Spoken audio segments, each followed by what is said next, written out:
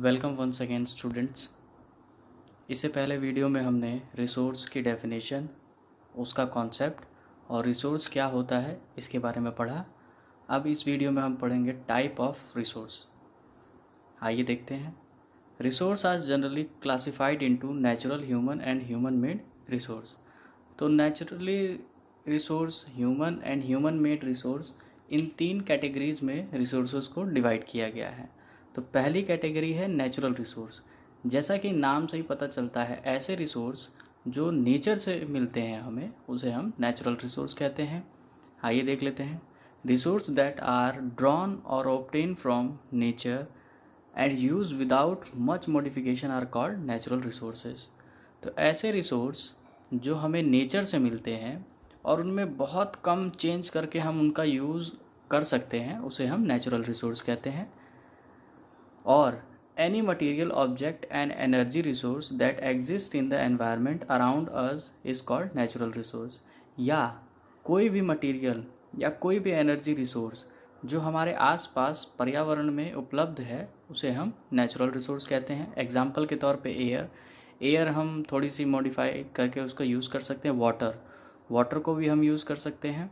Soil को भी हम यूज़ कर सकते हैं, थोड़ा सा मॉडिफाई करके प्लांट्स एक्सेट्रा को हम यूज़ करते ही हैं। तो नेचुरल रिसोर्स देखते हैं कितने टाइप के होते हैं। Origin of resource. पहला है origin of resource. Any resource which can be used on the basis of the source of their origin. ऐसा कोई भी रिसोर्स जो उसके ओरिजिन के बेस पे यूज़ किया जा सकता है। एग्जाम्पल के तौर पे एयर का हम उसके ओरिजिन के बेस पे ही यूज़ कर लेते हैं। सनलाइट को भी हम उसके ओरिजिन के बेस पे ही यूज़ करते हैं, उसमें कोई भी हम मॉडिफिकेशन नहीं करते। सेकंड है हमारे पास पोटेंशियल रिसोर्स। पोटेंशियल शब्द का मतलब होता है संभावना। तो देखते हैं, a resource exist in a region and which can be used in the future और स्टिल इन प्रिलिमिनरी स्टेज। तो ऐसा रिसोर्स जो कहीं पे एग्जिस्ट करता है लेकिन फ्यूचर में उसके यूज़ किए जाने की संभावना है, और या फिर वो अभी प्रिलिमिनरी मतलब अपने प्राथमिक स्तर पर है, उसे हम पोटेंशियल रिसोर्स कहते हैं या संभावित रिसोर्स कहते हैं। एग्जाम्पल के तौर पे अगर हम देखें, आज से 50 साल पहले जो सोलर एनर्जी है वो एक पोटेंशियल एनर्जी थी, लेकिन आज के टाइम में टेक्नोलॉजी को डेवलप करके सोलर एनर्जी को पोटेंशियल एनर्जी से हमने एक्चुअल रिसोर्स में तब्दील कर दिया है। अब आइए आगे देखते हैं एक्चुअल रिसोर्स क्या होता है। The resource which have been developed by man for use and which are being utilise are actual resource.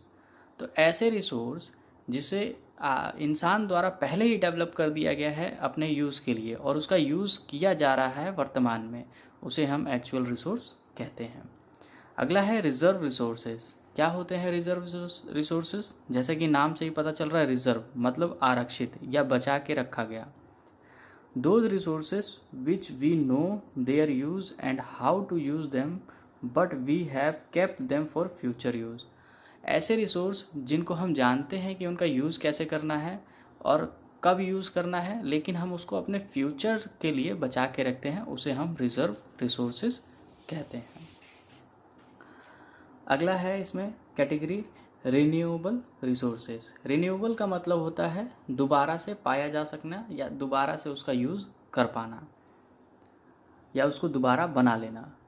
तो देखते हैं, a renewable resource is a natural resource which will replenish to replace the portion developed by uses and consumption.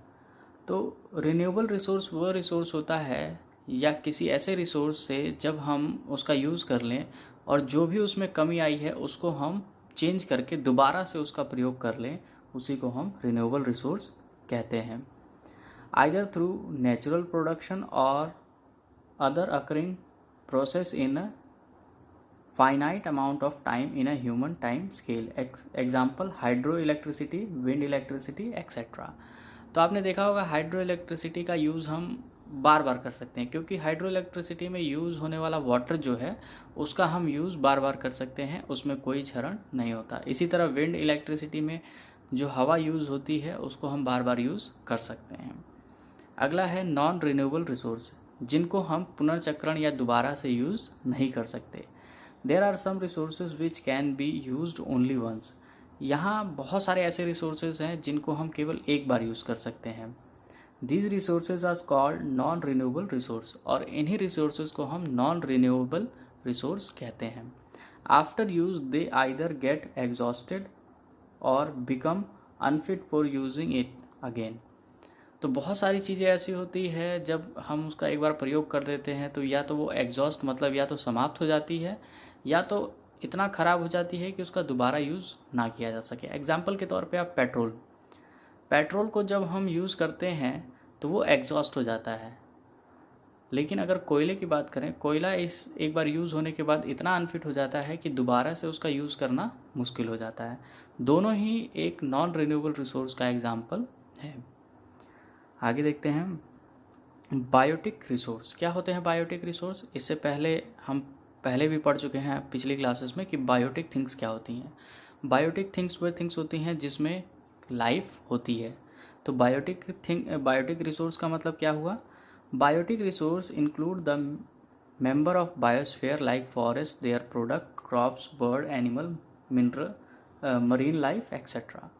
तो biotic resource वो resource होते हैं जिनमें life होती है। जैसे फॉरेस्ट हमारे बहुत काम आते हैं तो उनको बायोटिक रिसोर्स में काउंट किया जाता है। उनके product, crops, birds, marine life etcetera जो है हमारे बायोटिक रिसोर्स होते हैं। ए बायोटिक रिसोर्स में देखते हैं, ए बायोटिक थिंग्स वो थिंग्स होती हैं जिनमें लाइफ नहीं होती। तो rock, mineral, soil, water etcetera are abiotic resource. Abiotic resource obtain from non living things like land, water etcetera. तो रॉक, मिनरल, सॉयल जिनमें जान नहीं है वो सारी हमारी एबायोटिक रिसोर्स हैं।